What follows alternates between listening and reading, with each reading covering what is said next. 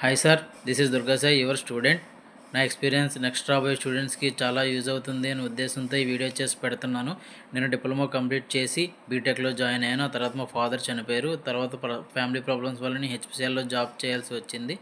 హెచ్పిసిఎల్లో job చేస్తున్నప్పుడు నేను రోజు అనుకునేవాడిని ఫారిన్ కంట్రీ వెళ్ళాలి, ఎలాగైనా జాబ్ చేయాలి, బాగా డబ్బులు సంపాదించాలి, మా ఫ్యామిలీ అందరినీ బాగా చూసుకోవాలి అని గట్టిగా అనుకునేవాడిని. అదే టైంలో మా అన్నయ్య చెప్పారు, విజయనగరంలో మాకు తెలిసిన వారు ఒక కన్సల్టెన్సీ ఓపెన్ చేశారు, KMC consultancy.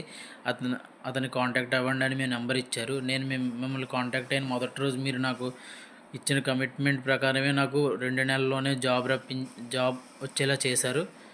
Me training and మీరు చెప్పిన మెంటల్ ఎబిలిటీ స్కిల్స్ మొత్తం అన్నీ నాకు ట్రైనింగ్లో అక్కడ ఇండియాలో ట్రైనింగ్లో చాలా యూజ్ అయ్యాయి. ప్లస్ ఇక్కడ క్లయింట్ ఇంటర్వ్యూ అయినప్పుడు కూడా చాలా యూజ్ అయ్యాయి.